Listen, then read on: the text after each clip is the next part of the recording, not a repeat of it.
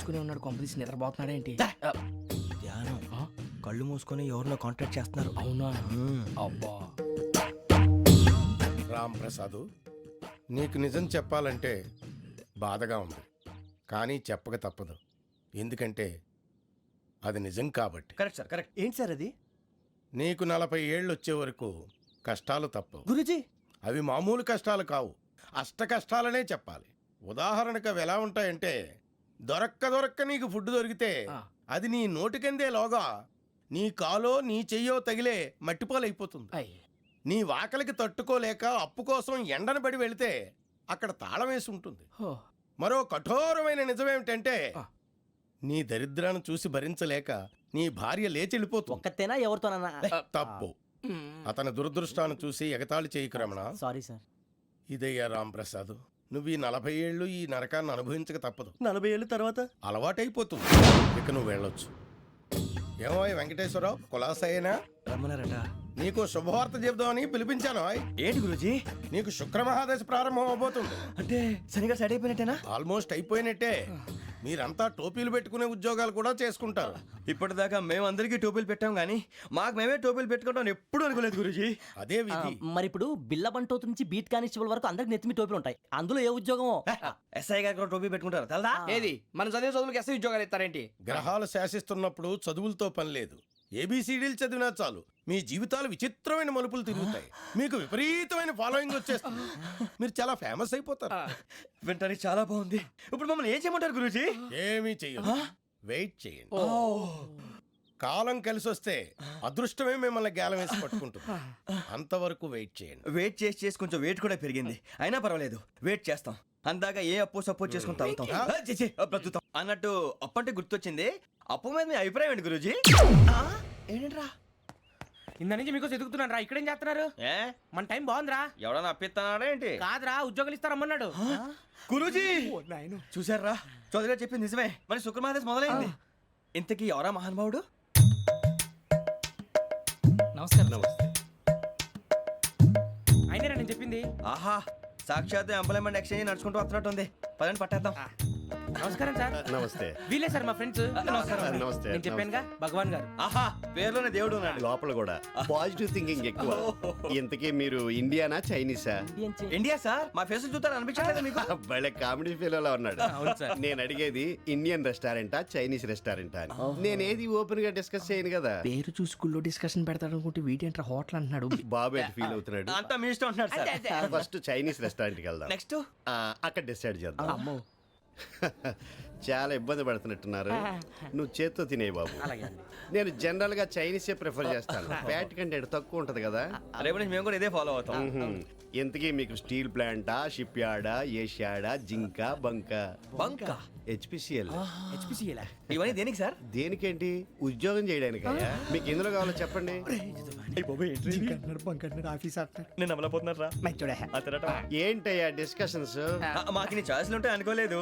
మీరు సడన్ గా zinc bunk అంటే సింక్ అవడానికి కొంచెం టైం పట్టింది.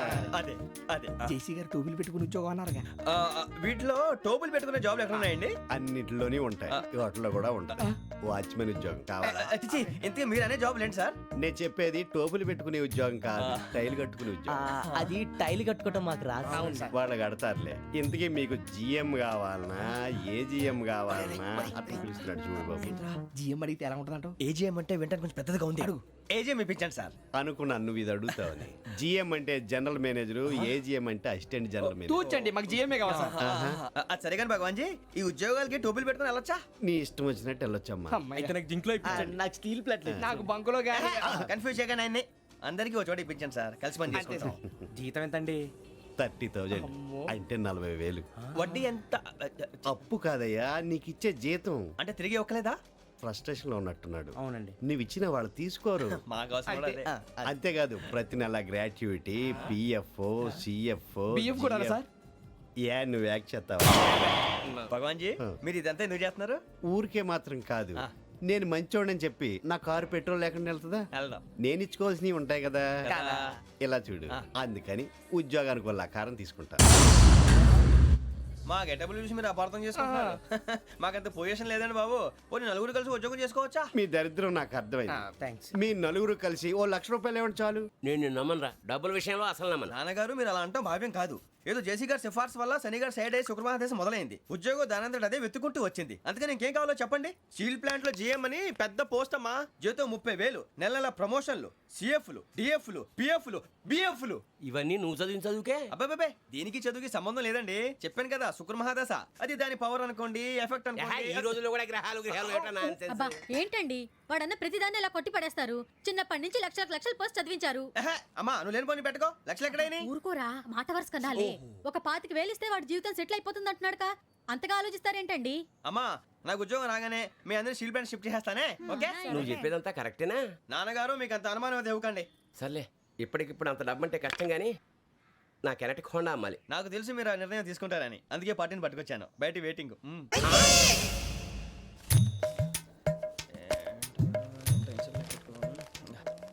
ఇవ్వండి.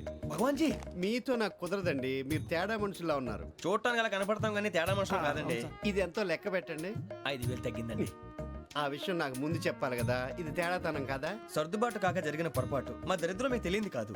మీ ప్రాబ్లమ్స్ నాకు అనవసరం అండి. ఇప్పటికే మీ మూలంగా 3 లక్షలు బొక్క తెలుసా. మీరు ఫేస్ అంత చిరాగ్గా పెట్టకండి. రే ఆ గొలుసు ఎవరా? తొందరగా ఎవరా? ఆయన కోపం వస్తుంది.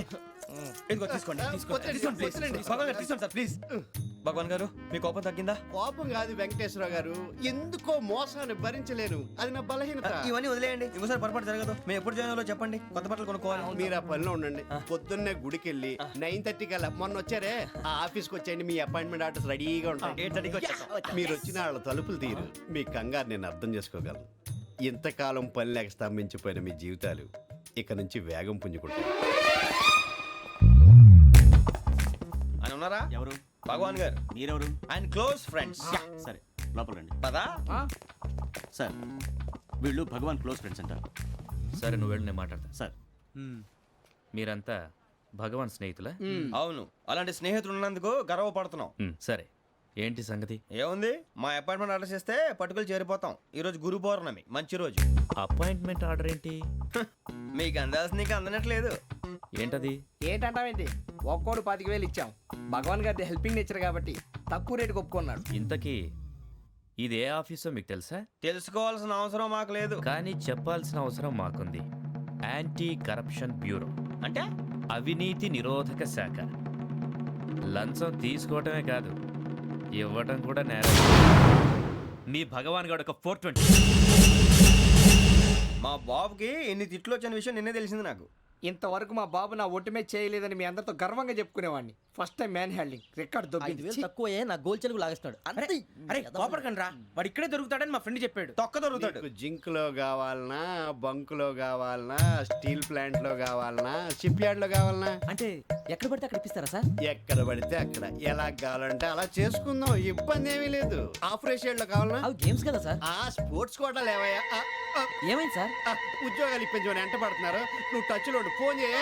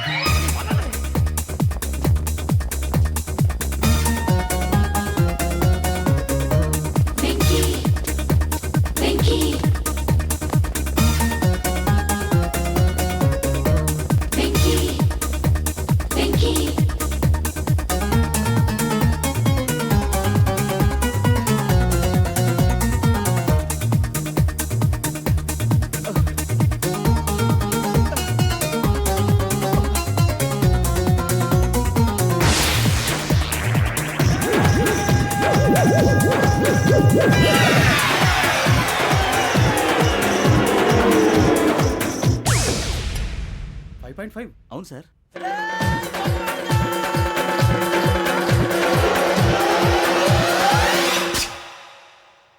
గ్రేట్.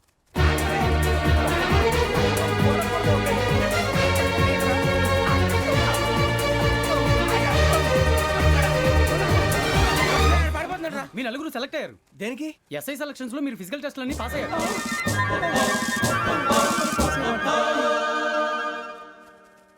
కానీ మేము అప్లై చేయలేదు సార్. అప్లై చేయలేదా? చేయి వదలకండి సార్, కాలు పట్టుకోవాల్సి వస్తుంది. రాగరాకు వచ్చిన అవకాశం. సరే, మీరంతా డిగ్రీలు పాస్ అయ్యారా? ఎప్పుడో. ఓకే, ఇప్పుడు అప్లై చేయండి. Thank you sir. నేను మేనేజ్ చేస్తాను. Thank you sir. మీరు రిటర్న్ టెస్ట్ ప్రిపేర్ అలాగే అవ్వండి. సార్. All the best.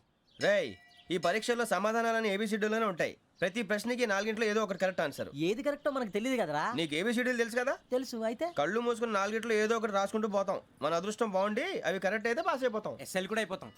వారిని ఏబిసిడీలు వస్తే అసైల్ అయిపోతాం అని తెలిస్తే నాన్న కష్టాలు పడి డిగ్రీలు చేసేవాళ్ళం కాదు కదరా. రెడీ, స్టార్ట్ చేద్దాం. నీ ఇష్టదేమో ఆంజనేయ స్వామి. వేసుకో. నీ ఇష్ట పొలిటీషియన్ వాజ్పేయి. ఏబిసిడీలో రావాలి. నేషనల్ లెవెల్లో కాదు, స్టేట్ లెవెల్లో 7. స్టేట్ అయితే చంద్రబాబు నాయుడు. సిఎస్కో. నీకు ఇష్టం క్రికెటర్ ఎవర్రా? Mister dependable. ఆడేవడరా? ఓ నీ క్రికెట్ లో విజ్ఞాన ప్రదర్శనలో ద్రావిడు. డిఎస్కో. వేసావా? నీకు ఇష్టమైన నటుడు? బాలకృష్ణ. సమర్సింహారెడ్డిలో డీటెయిల్స్ వద్దు, బిఎస్కో. అయిపోయిందిరా. అందరూ దీన్నే ఫాలో అవ్వాలి. రాత్రికి ఏబిసిడీలు బాగా బట్టి పట్టండి. అందరూ ఏవే ఆన్సర్లు రాయాలి. మునిగితే అందరూ కలిసి మునుగుదాం. అయినా గురువారం పాటు గురుమేట్ల మీద కూర్చొని రాసింది ఖచ్చితంగా జరుగుతుందని జేసీ గారు చెప్పారు. మన ప్రయత్నం మనం చేద్దాం, మిగిలింది వినాయకుడికి వదిలేద్దాం. ఆయన కూడా ఏదో పని ఉండాలి కదా.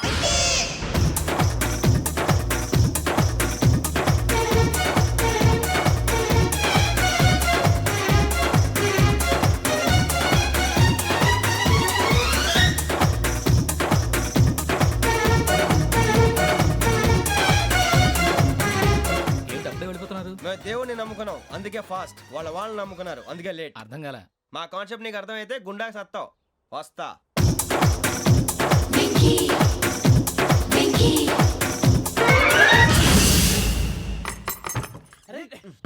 మనం అనుకున్నదంతా అనుకుందంటే జరిగిపోయిందిరా. పొద్దున చిరా తెప్పించకండి. ఎవరు పోయారు? నీ దరిద్రం పోయింది. నువ్వు ఎస్ఐ ట్రైనింగ్ కి సెలెక్ట్ అయ్యావు. అన్న తండ్రి నేనే నమ్మలేదు, వాళ్ళు నమ్మారు. నాన్న నోరు తెరవరా. వాడు ఇంకా మొహం కడుక్కోలేదమ్మా. వాడికి ఏం కొత్త కదమ్మా, నువ్వు పెట్టవే. అమ్మా, చాలా సంతోషంగా ఉంది. ఈ సంతోషాన్ని వెంటనే చౌదరి గారితో పంచుకోవాలి. డేయ్, ఎవడన్నా సంతోషాన్ని కన్నవాళ్లతోటో కట్టుకున్న దాంతోనో పంచుకుంటాడు. నువ్వు మాట్లాడితే దరిద్రుడు జేసీ గారితో. నాన్నగారు, మీకు 1,00,000 సార్లు చెప్పాను అనే అనొద్దని. నేను ఈ రోజు పొజిషన్కి వచ్చానంటే ఆయనే కారణం. జగదాంబ చౌదరి గారు అంటే దైవాంశ సంభూతుడు. అయితే వెళ్ళి అదే వెళ్ళి ఆయన కాళ్ళమివ్వడు. మీరు మామూలు మనుషులు కాదు స్వామి. టోపీలు పెట్టుకుని ఉద్యోగాలు వస్తాయన్నారు, అలాగే జరిగింది. ఏపీసీడీలు వస్తే చాలన్నారు, చివరికి వాటిలతోనే ఉద్యోగాలు తెచ్చుకున్నాం. ఇందులో నాదేముంది? మీ గ్రహాల మూమెంట్ అలా ఉంది. అలా అనకండి, ఆ గ్రహాలు అలా మూవ్ అయ్యేలా చేసింది మీరే. వెంకీ, ఈ ప్రయాణంలో నీకు ఇంకో ప్రయోజనం కూడా ఉందయ్యా. వీళ్ళందరూ ట్రైన్ యాక్సిడెంట్ లో పోతారా స్వామి? కాదయ్యా, ఈ ప్రయాణంలో నీకు అందాల రాశితో పరిచయం ఏర్పడుతుంది. ఆ పరిచయం ప్రణయంగా మారి వివాహానికి దారితీస్తుంది. స్వామి, మాకు పొజిషన్ లేదని ఊళ్ళో లేడీస్ అందరూ చాలా చీప్ గా చూస్తున్నారు. ఎలారా బాబు అనుకున్నాను.